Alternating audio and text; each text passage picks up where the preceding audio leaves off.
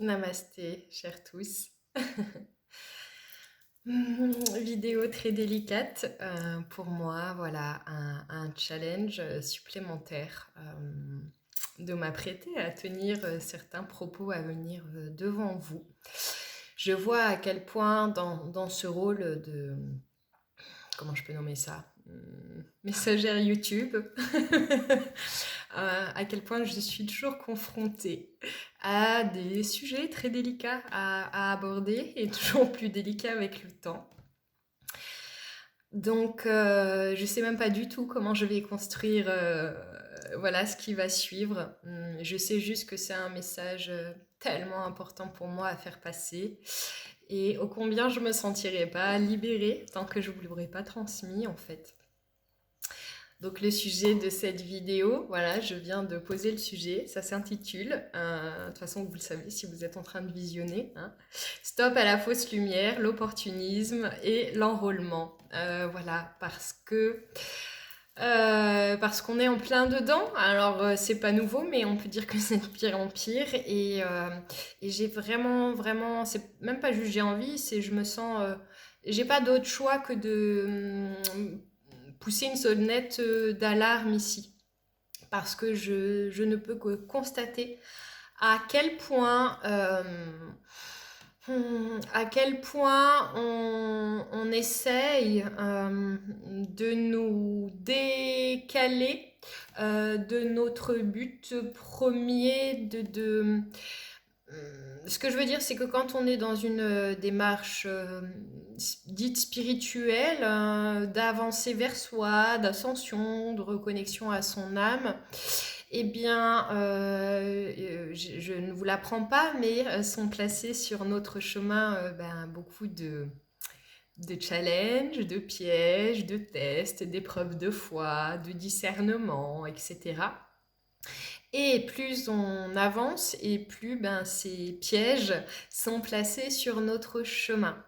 Et je vois à quel point l'ombre qui se déguise en lumière arrive encore à nous attraper et nous décaler, nous décentrer totalement de notre ligne d'ascension à la base et comment tout ce qui a trait au New Age et à tout ce qui se développe là et que je vais vous traduire, comment ça vient encore essayer de nous détourner de notre source. Euh, j'ai, j'ai presque envie de dire malheureusement un rôle de divulgatrice. Hein, j'ai souvent le rôle, moi, de celle qui vient mettre le doigt sur ce qui va pas et qui se fait d'ailleurs souvent bannir pour cela parce que c'est rarement entendu ou vu ou même accepté. Mais je persévère dans ce rôle-là parce que c'est ce qu'on me demande en fait. Donc, en ce qui a trait à la divulgation, en tout cas ce que je vais vous exprimer aujourd'hui, je tiens à ne nommer personne comme je ne le fais jamais, parce que le but c'est pas de tirer sur telle ou telle personne, c'est juste d'acquérir toujours plus de discernement en fait. À partir de là, je vais cafouiller un peu parce que beaucoup d'émotions pour moi d'aborder ces sujets-là. Voilà, à partir de là, vous exprimez un peu ce que j'ai pu vivre dernièrement en termes de différentes sollicitations en lien avec le fait de parler en public ou en tout cas différentes sollicitations avec depuis des personnalités connues. Alors j'avais déjà fait une vidéo où je vous disais, je sais plus comment je l'avais intitulé, quelque chose en lien avec attention au gouroutisme ou je ne sais plus. Et j'exprimais qu'une personne assez connue sur Internet m'avait sollicité pour faire une conférence sur sa chaîne et que j'avais décliné parce que cette personne n'était selon moi pas du tout dans la lumière.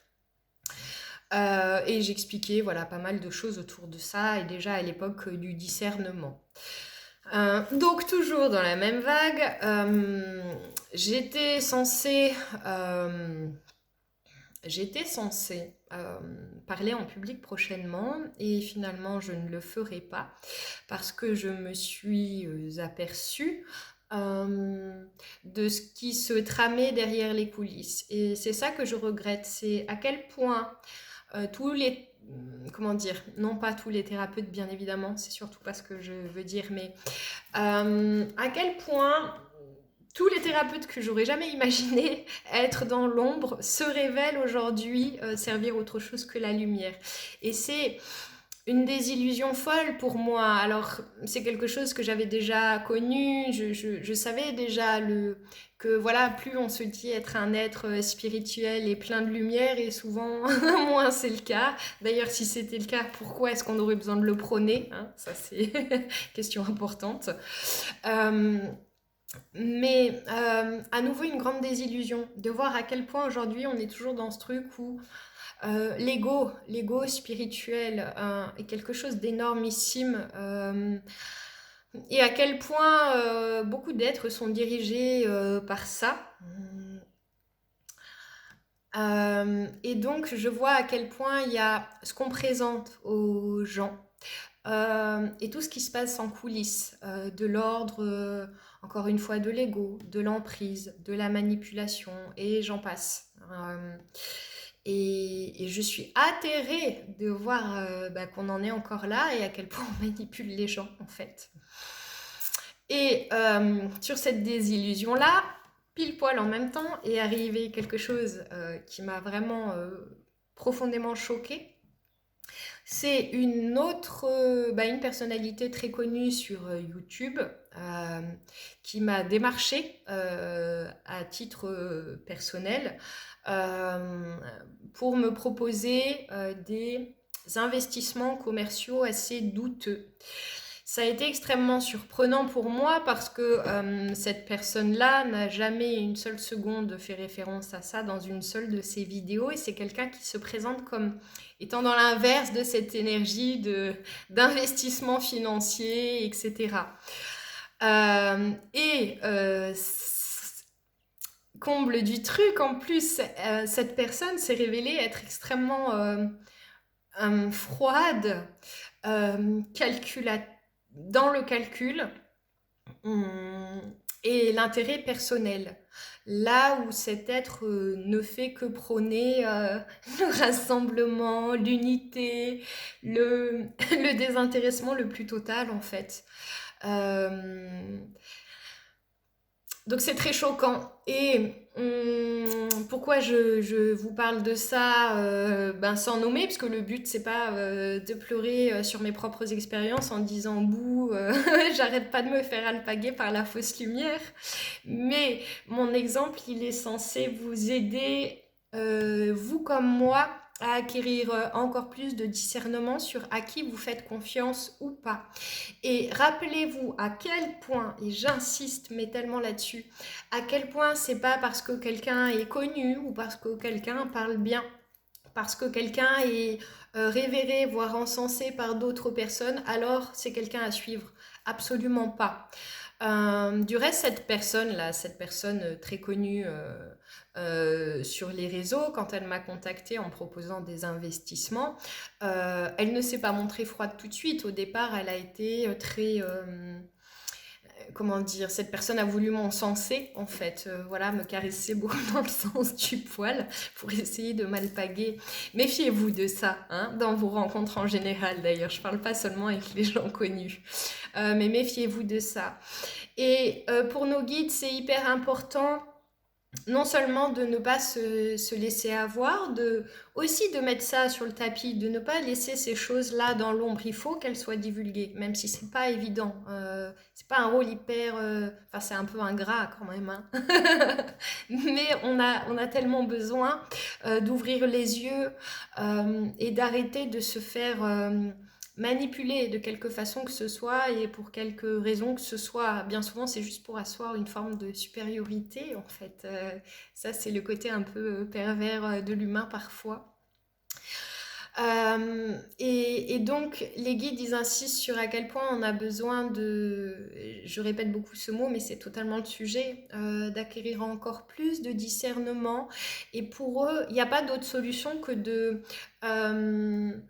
d'asseoir ce discernement depuis nos perceptions internes et non palpables. Alors je sais que c'est délicat ce que je dis là parce que ben, justement c'est pas palpable. Pour autant, il y a pas d'autre vérité que celle que l'on ressent à l'intérieur de nous, sans s'appuyer sur ce un tel a pu dire ou ce que la personne en face de nous qui essaye aussi de nous attraper a pu dire. Euh, ne pas se fier aux mots en fait ou aux apparences, évidemment jamais. Ne se fier qu'à l'énergie profonde que l'on ressent en nous à l'écoute de telle ou telle personne. Et encore une fois, c'est valable dans l'ensemble de notre vie et de nos relations, bien évidemment. Euh, et donc, pour nos guides de ce discernement, découle aussi, ou en tout cas ça va avec, la présence. La présence et l'écoute de soi. Et la présence à soi et aux autres, la véritable présence. Ce qui est très important pour eux aussi, que je vous communique dans cette vidéo, c'est rappelez-vous à quel point il n'y a pas besoin d'être quelqu'un de connu ou reconnu pour être profondément dans la mission de son âme et l'appel de son âme. Euh, En fait, pour nos guides, pour notre âme, une vie réussie, une vie qui prend tout son sens, où l'on a pu totalement accéder à notre souveraineté et à la maîtrise, c'est une vie où on reste dans une humilité totale et où l'on ne cherche pas à être vu et entendu, justement. Euh, En fait, il est tellement évident que la plupart des êtres dits éveillés sur Terre ne sont pas dans les milieux dits spirituels ou thérapeutiques, alternatifs, etc. Je dis pas qu'il y en a pas, bien sûr que si, mais c'est pas là où ils sont majoritaires. La plupart des êtres éveillés, c'est des gens dont vous n'entendrez jamais parler, en fait. Euh, Ce sont des êtres qui sont profondément dans le service, dans le désintérêt, en tout cas non-intérêt personnel, et les personnes qui sont dans la gentillesse, de façon gratuite. Euh, Par exemple, bon, il y a plein d'autres gens à qui je pense quand je dis ça, mais il y a quand même un exemple qui me vient là tout de suite, c'est mon amie Eva, une amie proche qui est infirmière, libérale, et puis qui chaque jour bah voilà, va après des papis, mamies pour s'en occuper. Et c'est tout. Et elle ne demande pas de reconnaissance pour ça. Elle se reconnaît elle-même dans ce qu'elle est et ce qu'elle apporte. Et en fait, le fait qu'elle vive simplement son quotidien depuis cette gentillesse, ben, c'est là où en vérité c'est quand même très représentatif de à quel point elle est dans la foi, dans le désintérêt et le service. Et c'est tout ce qui compte. En fait, une vie réussie, c'est une vie où on a su être gentil. J'ai parlé de ça à mes proches, en tout cas à certains de mes proches ces jours-ci, mais je suis tombée sur une phrase l'autre jour dans une chanson que j'écoutais et qui disait il n'est pas de plus grand courage que d'être gentil. Et quand j'ai entendu ça, ça m'a fait comme un déclic fort et je me suis dit, ben en fait, tout est dit dans cette simple phrase. Le courage, c'est pas d'accéder à une forme d'ascension sociale. Le courage, c'est d'être gentil dans l'ombre, en fait. Et c'est là où on peut être véritablement dans la présence, encore une fois, à soi et à l'autre. Euh, c'est ça. Ils m'ont fait noter, arrêtez de se croire moins que. C'est ça qu'ils veulent que je fasse passer. C'est vous n'êtes pas moins que qui que ce soit. Vous n'êtes pas moins que qui que ce soit parce que vous n'êtes pas socialement reconnu ou parce que vous êtes dans l'ombre dans votre quotidien. Euh, et je ne sais pas comment exprimer à quel point ce que je dis là est important et à quel point c'est vrai. Évidemment, c'est vrai. Mais à quel point il faut que vous vous le rappeliez.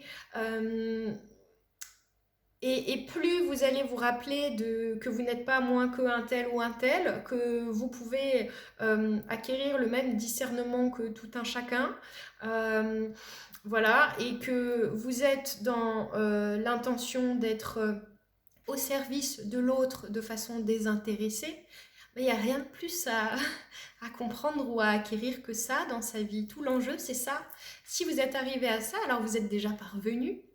Euh, voilà, il n'y a rien d'autre à aller chercher dans la vie. Et celui ou celle qui aura la prétention de vous faire croire que il a la clé pour vous, eh ben, ne l'écoutez pas et ne lui faites pas confiance parce que euh, personne ne peut avoir la clé pour vous ici. C'est juste de soi à soi. Est-ce que je décide de courir après quelque chose en termes d'ego, de reconnaissance, etc. Ou est-ce que je décide juste d'être intègre, honnête et pouvoir me regarder dans la glace chaque matin en fait. C'est et c'est là où vous aurez beaucoup d'impact dans vos vies. C'est pas parce que vous touchez pas des centaines ou des milliers de personnes quand vous parlez que vous n'avez pas d'impact. Parfois, des gens me disent, mais Marie, comment ça se fait que tu as si peu d'abonnés sur ta chaîne YouTube par rapport à ce que tu peux exprimer ou vous voyez des gens chez qui parfois dans mes consultations il y a pu avoir des grosses prises de conscience qui s'opéraient chez eux ou autres. Certains se disent mais pourquoi toi tu as comme pas 1000 abonnés et puis d'autres en ont bon, déjà, très clairement, hein, soyons honnêtes, il y a le fait que je suis loin d'être une oratrice née, c'est pas du tout mon dada à la base. Mais au-delà de ça, il y a aussi le fait que c'est pas parce que on est entendu, comment dire, quelqu'un va dire les mêmes choses que nous et va être beaucoup plus entendu, ou que la personne a raison. C'est en fait, quand on parle de ça, je prends souvent l'exemple de Jésus. Jésus, alors maintenant, c'est comme le grand saint de tous les temps. À l'époque, Jésus, il passait pour un uluberlu, en fait. Et je veux dire, ok, il avait certains disciples, mais enfin, il était loin de soulever les foules. En tout cas, au début, c'était pas ça. Euh, et alors, bah, c'était Jésus quand même, en fait. Et même s'il n'a pas eu à la base un impact sur des milliers de personnes, il a eu un impact très très fort sur tous ceux qui étaient autour de lui. Ben, soyez à l'image de Jésus dans vos vies et vous aurez tout gagné, vous aurez tout compris et vous vous ouvrez toutes les portes en fait de cette façon-là. Et voilà, donc rappelez-vous qu'il n'y a rien à prouver à personne, il n'y a rien à se prouver à soi-même non plus. Juste, s'il y a un mot à retenir de cette vidéo-là, c'est soyez là où on vous attend pas. C'est exactement ce qu'ils sont en train de me dire là maintenant. Soyez là où on vous attend pas, c'est-à-dire juste dans la présence à vous-même. Et ainsi, bah, déjà, il y aura beaucoup moins de chances de se faire alpaguer ou manipuler. Et puis c'est là où vous serez au cœur de votre rôle, en fait, et de votre pleine présence et service à l'autre. Voilà. Vous êtes merveilleux, hein, votre vie, elle est merveilleuse. Et qu'elle soit connue ou pas, ça change rien à l'essence du merveilleux dans votre vie et à l'impact que vous avez sur les gens autour de vous. Voilà. Et c'est comme ça qu'on change le monde. C'est pas en soulevant les foules et en étant dans une belle oration. Je sais pas si ce mot se dit. Dans un bel oratoire. On change le monde depuis l'intérieur, depuis nous-mêmes, depuis ce que l'on touche en fait juste autour de nous. Et si tous on est dans cette intention d'être dans la gentillesse, d'être dans la présence, euh, alors tout change. Il n'y a pas besoin d'aller plus loin que ça. C'est tout, absolument tout ce qui nous est demandé. Et rappelez-vous cette phrase, il n'est pas de plus grand courage que d'être gentil. C'est une phrase de Seize, je ne sais plus dans quelle chanson j'ai entendu ça. Voilà. Eh ben, je vous envoie plein de lumière, de chaleur, de discernement, autant que possible. Je me souhaite la même chose à moi-même, du reste. Et puis ne désespérez pas quand vous vous faites avoir. Je veux dire, quand on est une lumière, c'est évident qu'on reste comment, dans une forme de naïveté, et c'est important de le cultiver. Donc si on se fait avoir, c'est pas grave. Juste l'essentiel, c'est de comprendre pourquoi à ce moment-là et comment ne plus se faire avoir à l'avenir. Je vous embrasse de tout mon cœur. À bientôt, chers âmes.